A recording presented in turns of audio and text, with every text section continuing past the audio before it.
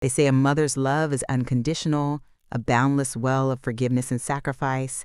But I learned that even the deepest bonds can't withstand the poison of greed, not when your own son and daughter-in-law plot to murder you for your fortune. They thought they were so clever, so cunning, laying their insidious plans right beside my hospital bed, never suspecting that the woman they saw as a frail, sedated old lady was in fact calculating every single one of their moves, ready to turn their wicked scheme back on them. They were about to learn that some betrayals come with a price far steeper than they could ever imagine. Before I get into the chilling details of how I laid my trap, please make sure you subscribe to the channel and write in the comments what time it is where you are now. Your support truly means the world as I share these difficult truths. My name is Catherine Matthews, and for most of my 72 years, I believed in the power of hard work, integrity, and family. I built Pinnacle Technologies from the ground up, starting in a cramped garage with nothing but a dream and an insatiable drive. It was a brutal climb, fueled by countless sleepless nights and an unshakable belief in innovation. But I did it. I sold Pinnacle Technologies for a staggering $3 billion, a fortune that was meant to secure not just my future, but the future of my beloved son, Michael, and his wife, Lauren. I had always been generous, perhaps too generous, with Michael. He was my only child, and like any mother, I wanted the best for him. I had provided him with every opportunity, every luxury. He lived in a beautiful home, drove expensive cars, and never had to worry about a thing, all funded by my hard-earned money. He married Lauren, a charming woman who worked in pharmaceutical sales, several years ago. I welcomed her into our family with open arms, seeing her as the daughter I never had. I trusted them both implicitly. My life, though busy even in retirement with various philanthropic endeavors, was stable, comfortable, and filled with a quiet contentment. I believed I had created a legacy, not just of wealth, but of family. Then came the illness. It started subtly, a persistent fatigue, forgetfulness, moments of confusion that I dismissed as simply the inevitable march of age. My doctors assured me it was nothing serious, just a touch of stress, perhaps a need for more rest. But Michael and Lauren seemed overly concerned, always bringing me various supplements and insisting on administering my medication themselves, especially after my husband David passed away a few years prior.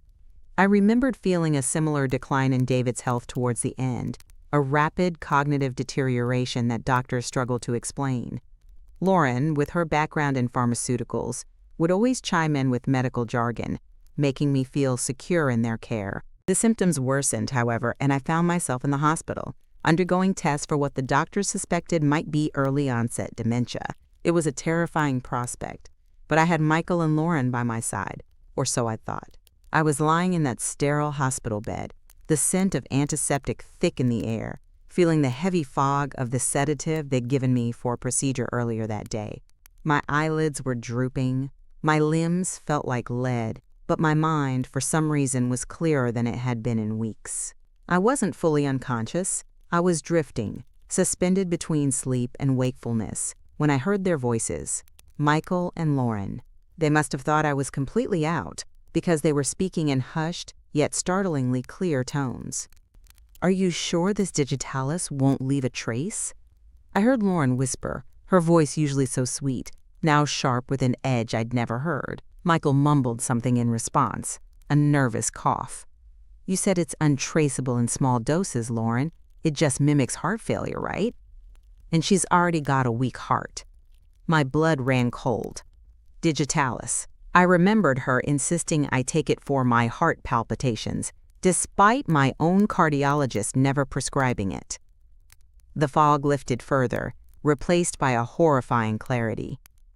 "It's practically genius," Lauren continued, a cruel satisfaction in her tone. "The doctors already think she's losing her mind. We keep giving her the doses, slow and steady, her heart gives out, and boom, natural causes.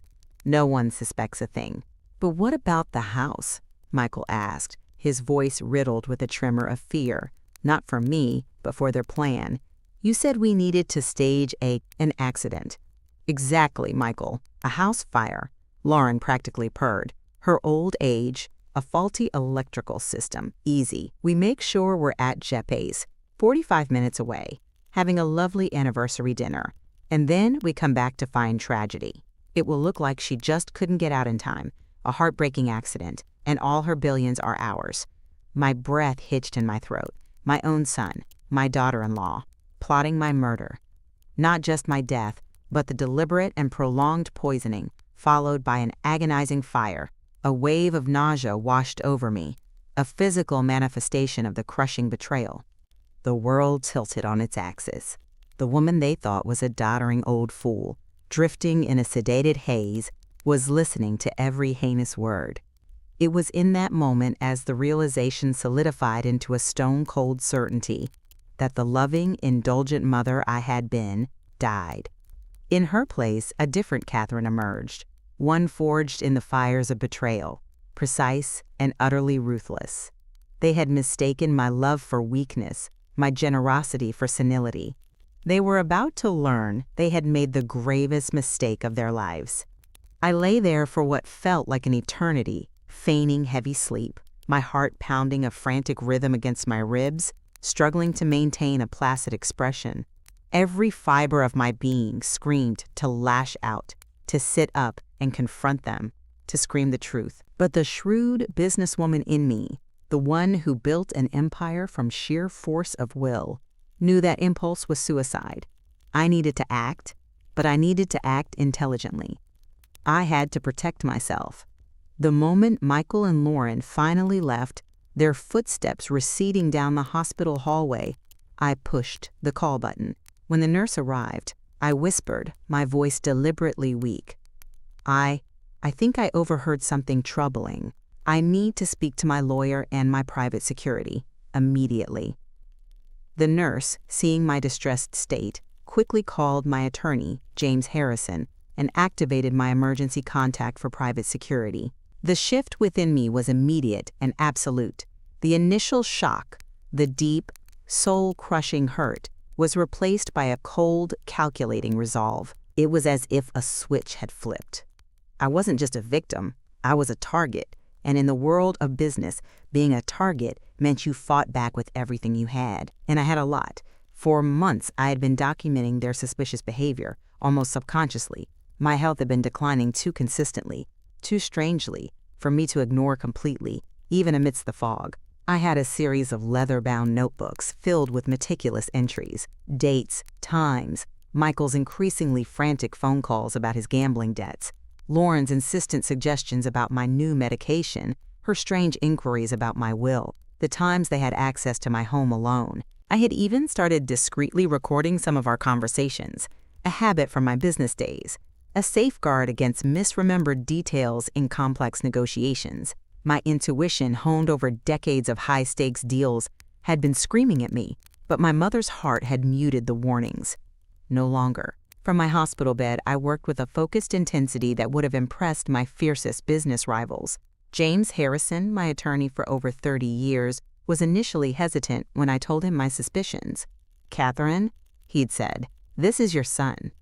But the moment I played him the faint but audible recording from my phone, taken just minutes after Michael and Lauren had left the room, he saw the grim truth in my eyes. He immediately began coordinating with my private security team, a formidable group led by a former Special Forces operative named Marcus.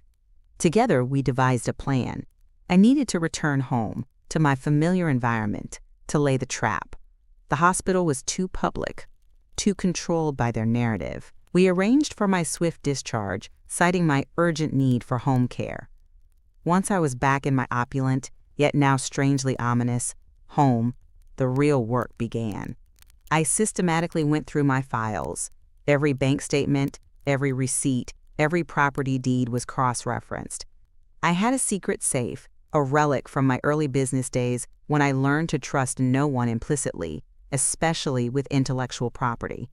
Inside, I found not only the original copies of my will, which clearly left the bulk of my estate to several charities and a trust for Michael that would only activate upon his responsible financial management, explicitly excluding Lauren, but also something else. A letter from David.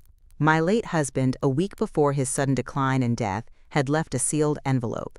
His handwriting, shaky but clear, read, "Catherine, I'm worried. Michael and Lauren have been asking strange questions about my will, about your medications. Please be careful. I have a bad feeling." A wave of sorrow and rage washed over me. They had done this to David, too. The realization hardened my resolve further. This wasn't just about me, it was about David, about justice for his memory. I then located the fake medication bottles Lauren had been administering to me, not the actual digitalis, which she kept separately, but empty bottles of benign vitamins, labeled convincingly. I collected them, sealed them in evidence bags provided by my security team. I had already confirmed with James that Michael's gambling debts had spiraled to over $2 million, a figure I discovered through a discreet audit of his accounts I had, foolishly, co-signed. And then there was the life insurance policy, a $2 million policy taken out on *me just 6 months ago, with Michael and Lauren as the sole beneficiaries. It was a staggering amount, and the timing was chillingly precise.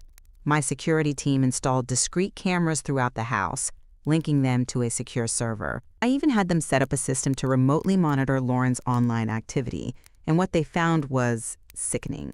Search histories for probate delays, untraceable poisons, arson alibis.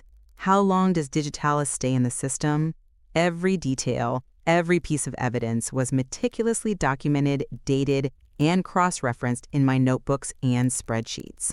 My dementia was a smokescreen for a mind sharper and more dangerous than they could ever imagine. As I prepared my counterattack, Michael and Lauren, oblivious, escalated their behavior. They became bolder, their greed blinding them to any potential consequences. Michael called me constantly, subtly inquiring about my health, but with an underlying urgency about my financial affairs. Lauren became overtly solicitous, bringing me healing teas and special elixirs that I, of course, pretended to drink, carefully pouring them into a hidden container for later analysis. They even discussed, within earshot, how difficult it was going to be to manage my estate, their voices tinged with a false pity that made my stomach churn. They were so confident, so utterly convinced of their success, that they were practically building the case against themselves with every word, every action. They saw me as merely a vessel for their inheritance, an obstacle soon to be removed. The day came, the day they planned to commit their ultimate act of depravity. Lauren announced they were going to celebrate their anniversary with a special dinner at Jep's, a restaurant known for its exquisite cuisine and its location a full 45 minutes away from my home. "Don't you worry about us, Mother," she'd chirped. "We'll be gone for hours. Just relax and enjoy the quiet." The subtext was chilling. Just relax and let yourself die. Asterisk. They hugged me, kissed my cheek, their smiles saccharine sweet, completely unaware that they were embracing their downfall. As soon as their luxury car pulled out of the driveway, I sprang into action. I called Marcus, my head of security, using the Code 7 Inches protocol, an explicit family threat that bypassed all normal channels. Within minutes, the local fire department and police were discreetly converging on my property. Fire Marshal Robert Chen arrived first, a man with a stern face and an even sterner gaze, followed closely by Detective Sandra Mills, sharp and observant. "Mrs. Matthews," Detective Mills began, her voice calm but serious. "You mentioned an imminent family threat and a planned arson?" "Indeed, Detective," I replied, my voice steady, devoid of the tremor I might have expected. "My son, Michael, and my daughter-in-law, Lauren, are currently establishing an alibi 45 minutes away at Jep's restaurant. They intend to return later tonight to find my home engulfed in flames, believing I perished inside. They have also been slowly poisoning me with digitalis." I presented them with my notebooks, my spreadsheets, the evidence bags containing the fake medication bottles, records of Michael's exorbitant gambling debts, and the $2 million life insurance policy they had taken out on me. I played them the clearest audio recordings, including the one from the hospital and several others I'd captured at home, detailing their cold, methodical planning. Marshal Chen immediately recognized the telltale signs of premeditated arson in their recorded conversation. Detective Mills' expression, initially skeptical, turned to one of grim determination. We waited. The fire department was on standby, their presence concealed. Police cruisers were parked down the street, out of sight. The hours crawled by, a torturous vigil as I sat in my living room, the very room they intended to burn to ash, surrounded by law enforcement, a strange calm washing over me. Finally, headlights cut through the darkness. Michael and Lauren's car pulled into the driveway. They emerged, laughing, their arms linked, looking every inch the happy, unsuspecting couple. Their smiles froze the moment they stepped through the front door. I was sitting in my favorite armchair, Fire Marshal Chin to my left, Detective Mills to my right. The living room lights were on, illuminating the scene starkly. Michael's jaw dropped. Lauren's eyes widened, a flicker of panic erupting in their depths. "Mother?" Michael stammered, his face paling. "What? What's going on? Are you all right?" "Never better, Michael," I said, my voice cool, level, the sound of an executioner. "I believe you were expecting to find a rather different scene tonight, weren't you? Perhaps one involving a blazing inferno and my charred remains." Lauren recovered quickly, her practiced facade snapping back into place. "Catherine, what are you talking about? And who are these people?" She tried to push past them, her eyes darting around the room, searching, no doubt, for any evidence she might have overlooked. Detective Mills stepped forward, holding up her badge. "Michael and Lauren Matthews, you are under arrest for attempted murder, conspiracy to commit murder, and arson. You have the right to remain silent. Anything you say can and will be used against you in a court of law." Michael stood frozen, shock contorting his face. Lauren, however, immediately tried to fight back, her face a mask of fury. "This is insane! She's old! She's confused! She's fabricating this! We just came home from our anniversary dinner." "We have your reservation confirmed, Mrs. Matthews," Detective Mills stated calmly, along with eyewitness accounts placing you there. "We also have audio recordings of your planning, detailed documentation from Mrs. Matthews here, and significant evidence of financial motive, including Michael's gambling debts and a life insurance policy taken out on Mrs. Matthews with you two as beneficiaries." Lauren's eyes darted to mine, a desperate, venomous glare. "You manipulative old hag. You'll regret this." "I regret nothing, Lauren," I replied, my voice devoid of emotion. "You chose this path. Now you will walk it." The handcuffs clicked. As they were led away, Michael finally found his voice, a whimper of, "Mother, please, you can't do this." But there was no pleading in his eyes, only self-pity and fear for his own skin. The son I knew, or thought I knew, was gone, and I felt nothing but a cold, hard sense of justice. The legal battle that followed was grueling, a protracted nightmare that unfolded in the glare of public scrutiny. The media, of course, feasted on the story of the tech billionaire's son and daughter-in-law plotting her murder. At the bail hearing, the prosecution, led by the formidable Patricia Valdez, presented Michael's $2 million gambling debts and his cocaine addiction as the primary motives. The judge, hearing the evidence and the severity of the charges, denied them bail. Lauren, ever the schemer, then made a desperate attempt to break into my old house, thinking she could retrieve a second, even larger, forged $10 million life insurance policy she had taken out on me, but my security team, with the police, were waiting for her. She was immediately charged with attempted B&E and additional fraud. During the trial itself, Lauren, with a chilling lack of remorse, attempted to paint me as a manipulative, controlling matriarch, claiming I had driven them to desperation, that I was mentally unstable and fabricating the entire story. She even had the audacity, in open court, to accuse murdering my late husband David, stating I had a history of eliminating obstacles. It was a desperate, vile play, meant to confuse the jury and tarnish my reputation. But she had gravely underestimated my meticulousness and the strength of the evidence I possessed. My attorney, James Harrison, calmly presented David's posthumous warning letter. It was found exactly where I had hidden it in my safe, dated just a week before his passing. The letter detailed Michael and Lauren's suspicious inquiries about wills and medications, their eagerness to discuss my and David's finances in morbid detail. The letter, read aloud in court, sent a ripple of murmurs through the courtroom. It painted a devastating picture of long-term, calculated malicious intent. Then came the audio recordings. Prosecutor Valdez, with Dr. Sarah Chen, a highly respected toxicologist on the stand, systematically laid out the evidence of the digitalis poisoning.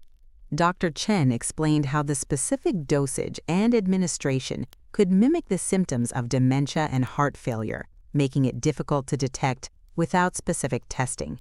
Then, the court heard the chilling recordings from the hospital room, then from my home. Michael's nervous voice, Lauren's calculating whispers about dosages, alibis, the house fire.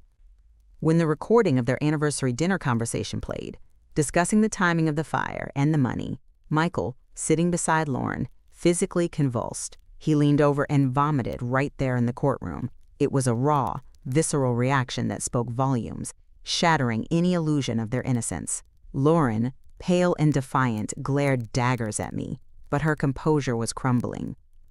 Neighbors also came forward, providing unexpected corroborating evidence. Mrs. Rodriguez, who lived next door, testified about hearing Michael and Lauren arguing loudly about money and, quote, getting rid of the old woman. Mr. Patterson recalled Lauren asking overly specific questions about my daily routines and whether I had working smoke detectors. Mrs. Chen, another neighbor, even had a video from her doorbell camera showing Michael and Lauren leaving my house with a large, suspicious bag on the night before my hospital stay. All these small pieces, meticulously gathered by the prosecution, fitted perfectly into the narrative I had built. Lauren, seeing the walls closing in, tried one last desperate maneuver. During cross-examination, she attempted to throw Michael under the bus, claiming he was the mastermind, that she was merely a victim of his gambling debts and manipulation. But Michael, weak and broken, retorted, exposing her as the true instigator, the one with the pharmaceutical knowledge and the cold, calculating mind. Their accusations against each other only served to solidify their guilt in the eyes of the jury. The verdict came swiftly. Guilty on all counts: attempted murder, conspiracy to commit murder, and arson. For Lauren, additional charges of fraud and poisoning were added. The courtroom erupted, not with cheers, but with a collective sigh of grim justice. The judge handed down the sentences: life without parole for both Michael and Lauren. As the bailiffs led them away, Michael met my gaze one last time, tears streaming down his face. "Mother, I'm so sorry," he choked out. My voice, clear and unwavering, cut through the courtroom's hushed reverence. "Sorry doesn't bring back the mother you threw away, Michael." I knew then that the cycle of enabling was broken.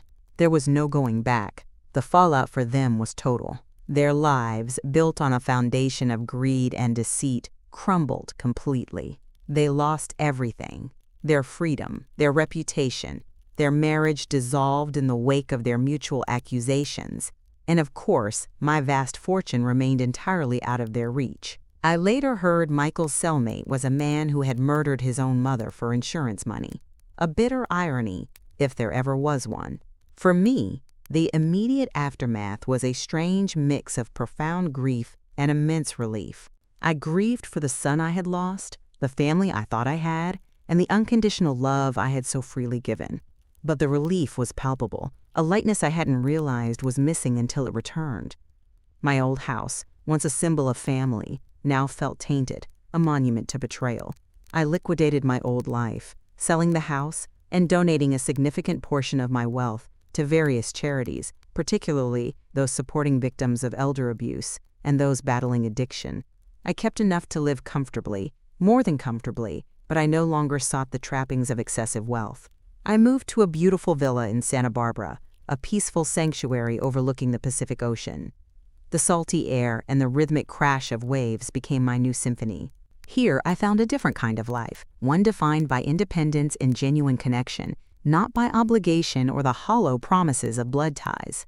I met wonderful new people, like my neighbor Eleanor, a vibrant artist who helped me discover a renewed passion for painting. I spent my days reading, walking along the beach, and enjoying the simple, profound beauty of the world. There was no gloating, no vengeful celebration, just a quiet, profound sense of justice restored, of balance regained. My life, once nearly stolen by avarice, was finally, truly my own. I had not just survived, I had triumphed. I had reclaimed my dignity, my fortune, and most importantly, my peace. If you like this story, please like this video, subscribe to the channel, and share your impressions in the comments.